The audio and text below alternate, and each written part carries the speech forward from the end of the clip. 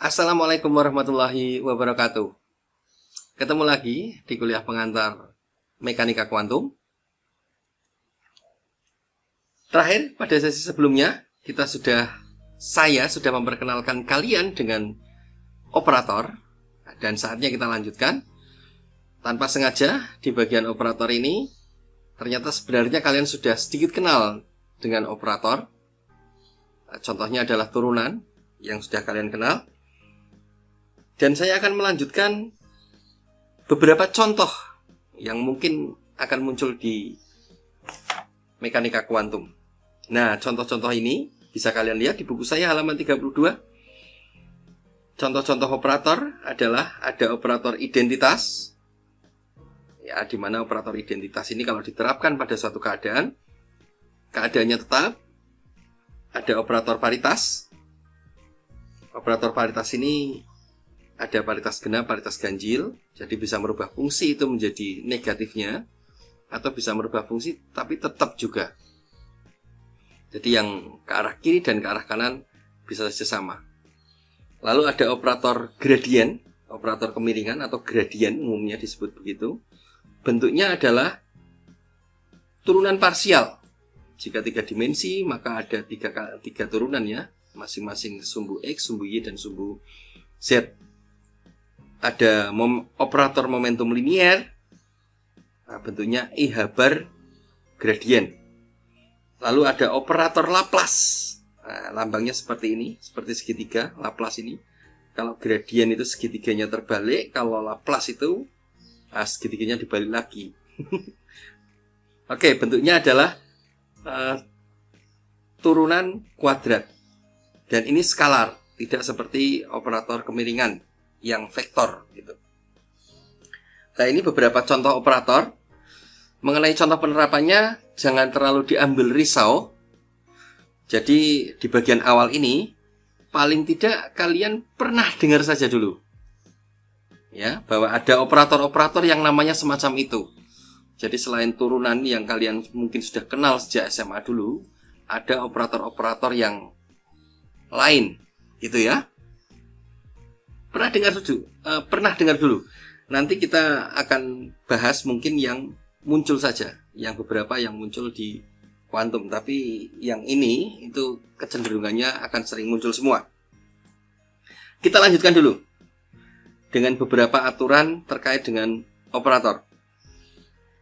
Di sini dituliskan hasil kali 2 buah operator secara umum tidak komutatif.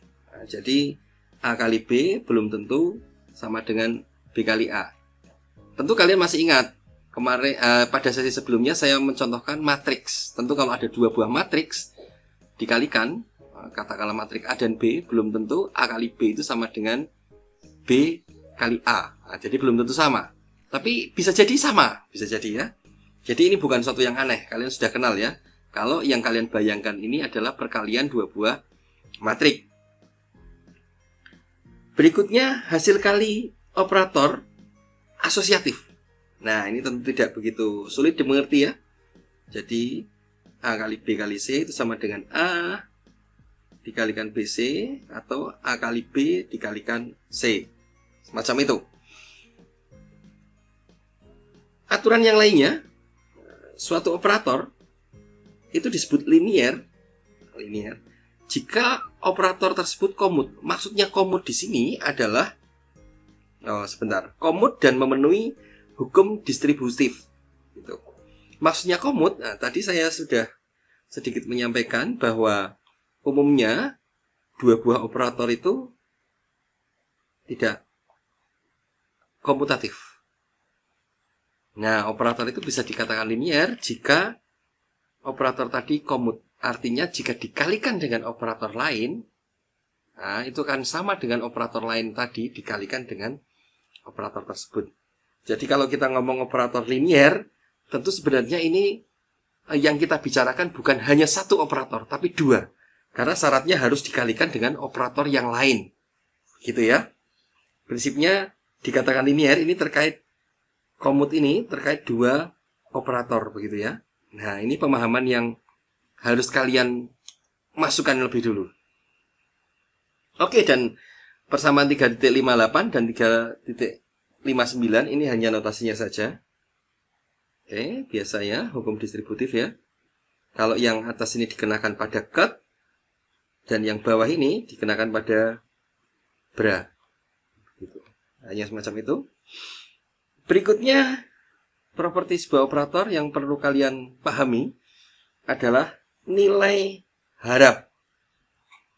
Nilai harap. Jadi tadi kalau sebuah operator itu dikenakan pada sebuah cut, itu akan menjadi cut yang lain. Jadi baru menjadi cut. Lalu kalau ada sebuah nilai lain, yaitu nilai harap. Jadi apa ya? Susah juga kalau saya harus menjelaskan nilai harap ini. Jadi kalau kita mengukur ya ada harapannya. Nanti kita mengukurnya itu harapannya baik atau tidak. Seperti kita mau menilai karakter kalian baik atau tidak, itu kan ada harapan bahwa karakter kita itu munculnya yang baik. Jadi biasanya pertanyaannya akan dipas-paskan, begitulah, kira-kira semacam itu. Lalu nilai harap ini semacam apa? Ada rumusannya, yaitu dirumuskan di persamaan 360. Yang menjadi poinnya adalah kalian harus mengenali notasinya dulu. Jadi tadi kalau operator itu tandanya ada topinya semacam ini adalah operator. Kalau nilai harap itu kanan kirinya ada kurungnya begitu, tapi kurungnya lincip ya. Nah, ini adalah nilai harap. Di mana rumusannya ya ini branya, ada branya dikalikan operator dan dikalikan cut-nya. Tentu ini hasilnya adalah skalar. Gitu ya.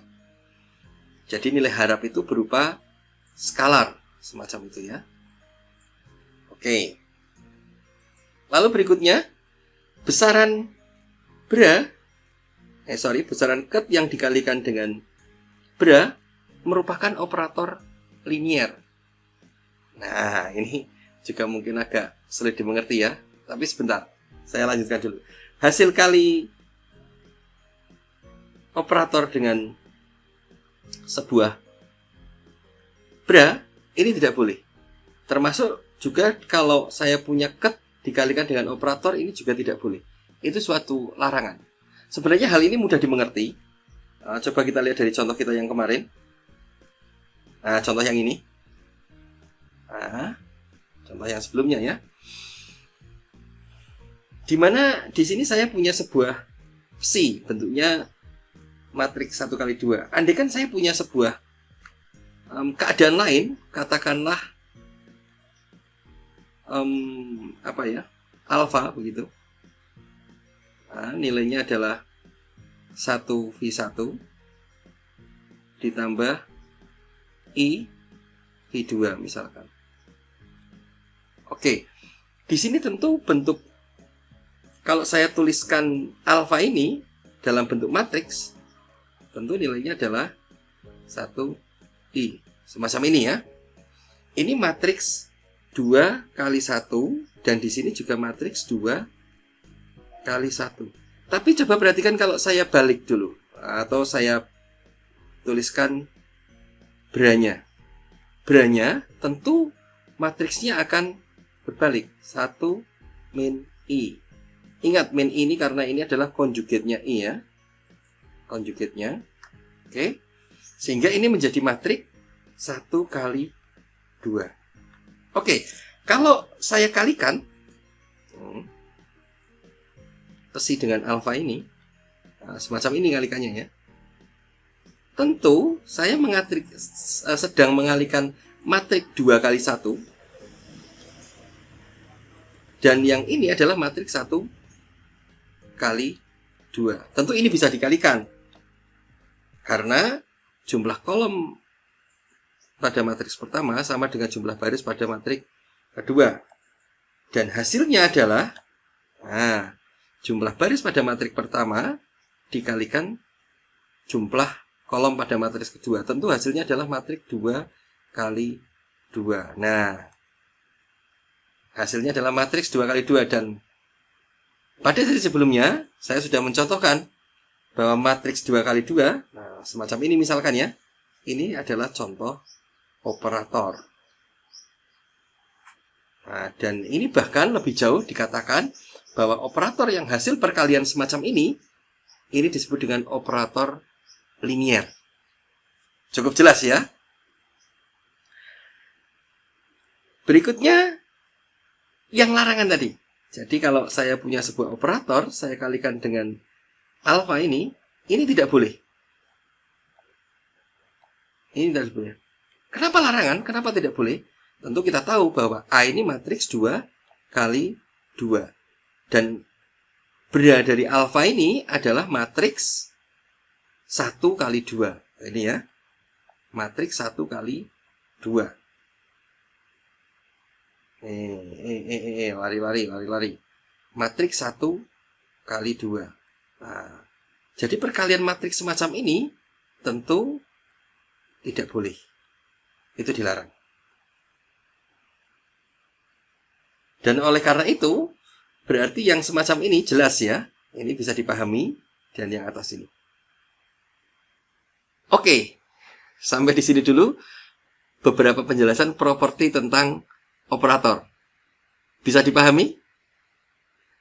Ya, mungkin cukup berat, tapi tidak apa-apa ya.